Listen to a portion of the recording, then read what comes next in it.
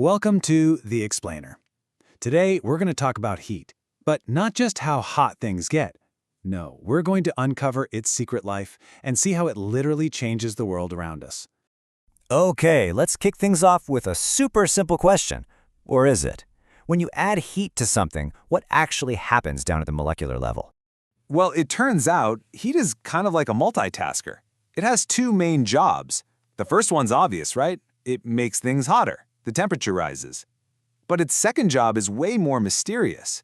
It can completely change what something is, turning solid ice into liquid water, for example, all while the temperature stays exactly the same. All right, so first up, let's tackle job number one, the obvious one, the process of just making things warmer. This is the heat you can actually feel, the stuff scientists call sensible heat. So what governs this? Well, it's a property called specific heat capacity.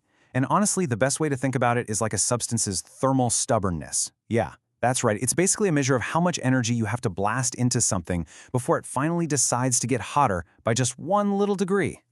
And you see this in your kitchen all the time.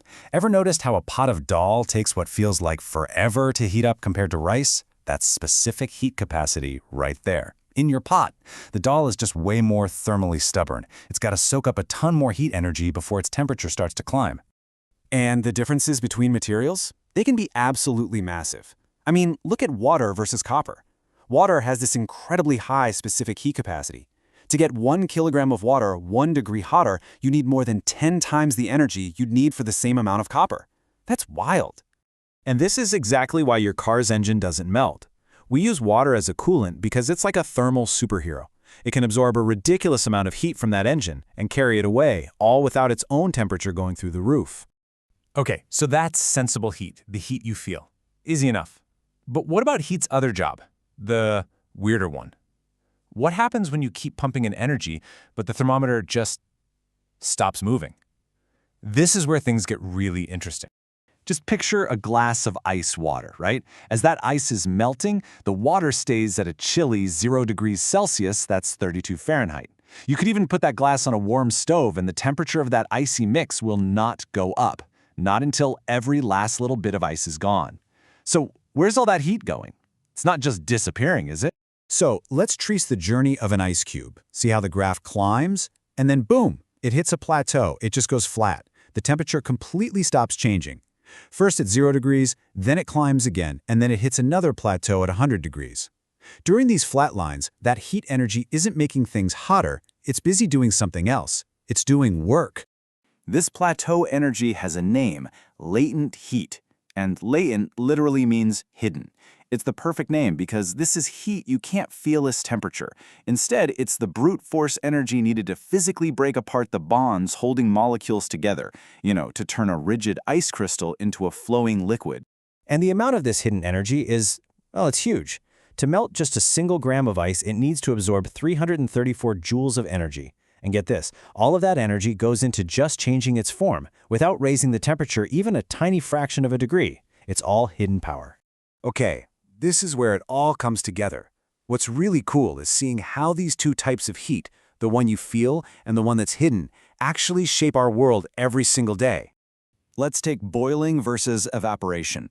Boiling is a pretty dramatic event, right? For water, it happens at a very specific temperature, 100 degrees Celsius, and it happens everywhere in the liquid at once. But evaporation? Think of a puddle drying up after it rains. That's way more subtle. It happens only on the surface, and it can happen at pretty much any temperature. And a bunch of things can speed this process up. More surface area, higher temps, a bit of wind, it all helps those molecules escape. This is exactly why your clothes dry way faster on a warm, windy day than on a still, cool one. Makes total sense, right? And this brings us to maybe the most brilliant example of latent heat at work, you. Sweating is your body's built-in air conditioner. See, as every single drop of sweat evaporates off your skin, it uses your own body heat as the fuel for that change. It is literally pulling that hidden heat away from you, which is what makes you feel cooler. It's genius, really. So after all that, what's the big takeaway? What's the one thing you should remember from all this? Heat is so much more than just hotness. It is the fundamental energy of transformation. It's the engine that melts glaciers, that powers giant thunderstorms. It basically drives the physical state of, well, everything around us. So you've got sensible heat, That's the visible kind, the stuff that makes a thermometer go up. And then you have latent heat, the secret agent, the energy working undercover to literally rearrange the building blocks of matter, all without changing the temperature one bit. And that leaves us with one final, mind-bending question. A pot of boiling water and the steam coming off it are both at the exact same temperature, 100 degrees Celsius. So why is a burn from steam so much worse? The answer? Well, it's all that hidden, latent heat. It's a massive amount of extra energy that the steam is carrying, just waiting to be unleashed the second it makes contact with your skin.